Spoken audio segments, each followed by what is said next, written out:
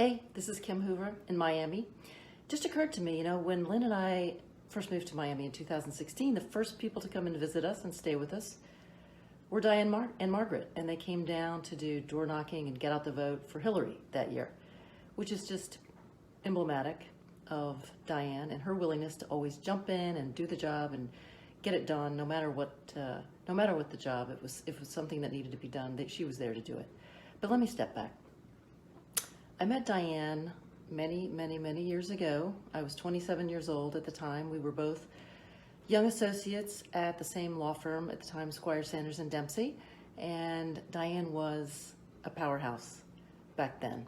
I'll never forget, she was, her most recognizable pose was running through the hallways in a skirt suit, of course, because that's all we could wear back then, or at least that's all we thought we could wear, with a sheaf of papers in her hand, rushing to get something filed with the FCC.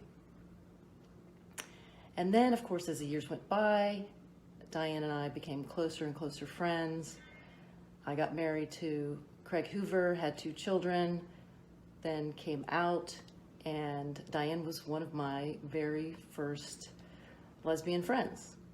And none of us had been, none of the women who actually knew they were lesbians back in the 80s were out when we knew each other then. So it was great to find each other in the mid to late 90s.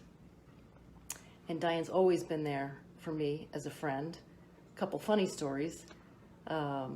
When my daughter Stephanie was 14 years old, we were stuck out of town, a snowstorm hit. Stephanie was over at her boyfriend's house in Virginia, and I really wanted to get her back to DC, not have her spend the night at her boyfriend's house at the age of 14. So I called my good friend Diane, and I talked to her about it, and I asked her what she could do, and she was more than happy to drive to Virginia, retrieve Stephanie, and bring her back to stay with them in DC. And that's just, she's a great friend.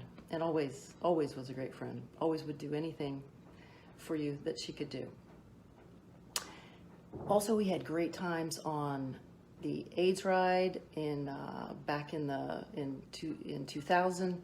We did an AIDS ride together, and that led to another biking experience many years later in Croatia, where we did a back roads biking trip, which was a very tough biking trip, a level 5 trip that at the time I was super prepared for. Diane and Margaret decided that they would get the electric bikes for this trip. And I gave them a really hard time, and I told them that I would rather cough up a lung than have them pass me on those bikes. But sure enough, some super steep hill came along, and there they went, right by me.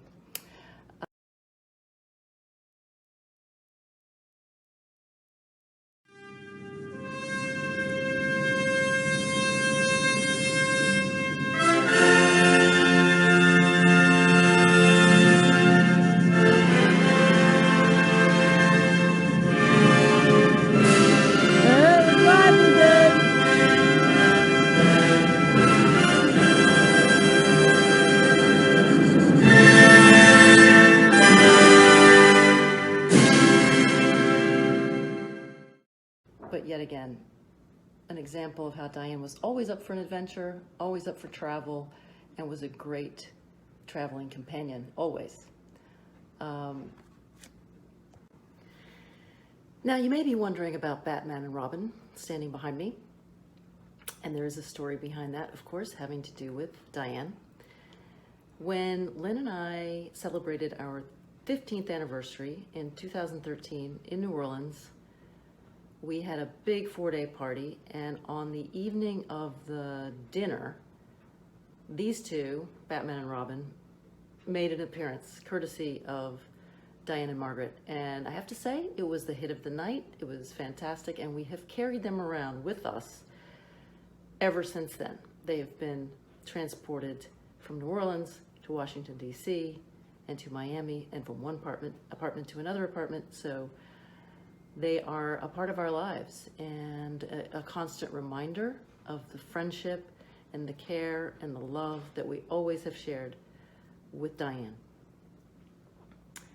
I wish you all the best, and I wish we could be together, but even when we're not together, we can hold each other in the light and hold Diane in the light. Love to you all.